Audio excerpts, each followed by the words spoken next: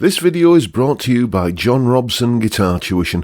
If you enjoy the content, please consider supporting the channel by enrolling on a course, purchasing some guitar lessons or a t-shirt, or you can join my Patreon. Now, on with the show. Hello chaps, welcome once again to John Robson Guitar Tuition. As always, I do hope you're well, and welcome to the first in a new series of videos that I'm putting into this Wednesday slot, where I'm basically showing you some of the licks that I habitually use in solos. I'm probably going to call it something like Learn My Licks or something like that. And the one lick that I get more comments about than any other is the sort of legato-y kind of thing that I do in many of the guitar demonstrations that I post up here. Here's some examples of it in action.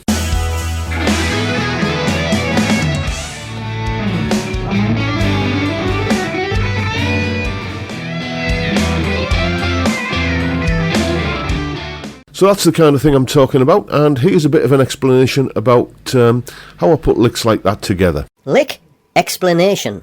Okay, this is a lick which I tend to come out with probably a little bit more often than I should. I don't really consider myself a kind of fast or shreddy guitarist, but when I want to do something that is of that nature, it's usually going to be something like this that I come out with.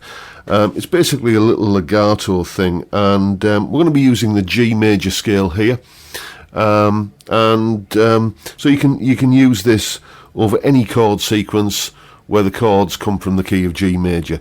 So you know, if you're into modes, and you can think of like the Dorian mode, or it would be A Dorian, or E Aeolian, or D Mixolydian.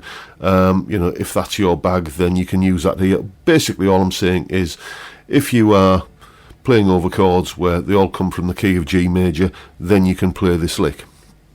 We're going to be using 6 notes. We're going to be using F sharp, G, and A, and B, C, and D, like that. Okay, so what we're going to do is we're going to do a series of hammer-ons that take us up that little 6-note run like this. So, and then pick on this string like that. So that's the first thing you got to do, is get those notes sounding nice and fluent.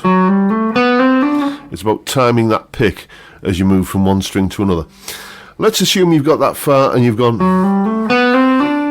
What we're going to do now is do some pull-offs to come back down to the B note here. So, and then we're going to do a hammer-on onto that A note there.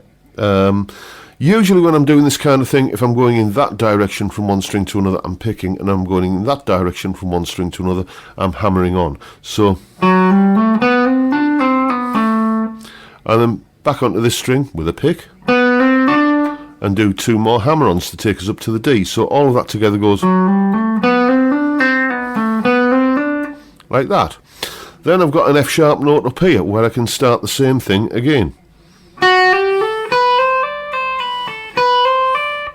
like that, and then join those 2 positions up with a slide like this.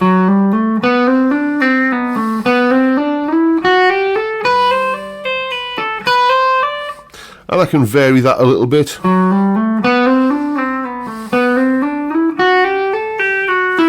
Maybe bring that note in there, that E. And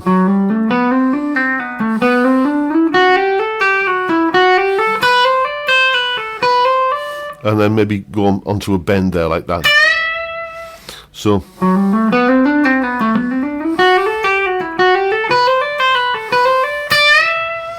And if I just put a little bit more gain on, and try and play it up at the sort of speed that it often tumbles out of my fingers in a solo.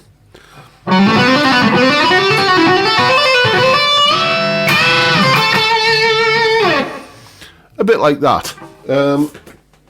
It sounds, back in focus, it sounds a lot more difficult and tricky and clever than it actually is. It's just using hammer-ons and pull-offs. As I say, I don't think of myself as a particularly fast or shreddy player at all. You know, that's not what I'm about as a guitarist. But when the occasion, you know, kind of demands that I do something like that, then that's usually the kind of thing I will come out with. As I say, it's based on a G major scale, so as I said, if you are into the whole modal kind of thing, then you can use that over any of the modes in the key of G major, transpose it into other keys, start looking for, you know, other positions of the scale that you can do it in. It's a bit more of a stretch, but you could maybe do it like this.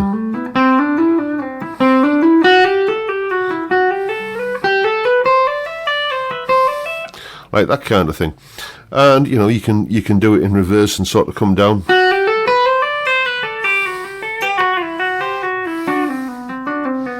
That kind of thing. There's loads of variations you can come up with. The ones that I use are, you know, kind of the ones that I use, but I'm sure you can probably come up with some of your own. So go away and have some fun with it. And there's a tab for that lick in both Guitar Pro and PDF formats, along with that explanation you've just seen there. And I'll even chuck in a jam track in the appropriate key, G major. Don't know which one it'll be yet, but basically it'll be a jam track that you can use that lick over. All of that is up on my Patreon page. There's the address, and the link is, as always, in the description. $3 or £2.50 a month gets you access to all of these bits and pieces that go along with these YouTube videos. A massive heartfelt thank you to everyone who supports me in that, or any of the other ways, all of which are linked down in the description. And that is pretty much the video for today, folks. Hope you found it useful and informative in some small way, and if that's the case, please hit the subscribe button and the notification bell if you haven't already done so. And why not give me a like while you're at it? Don't forget, as always, the live stream every Friday 5 PM UK time, where we talk music and guitars while having a beer. What is not to like about that? A fantastic way to kick off the weekend. I'd love to see you there if you can make it. But for now, I'll bid you all a good day and say thank you so much for watching. Thank you for your time. Look after yourselves, folks. Stay well, stay safe, and above all, stay sane. Bye for now.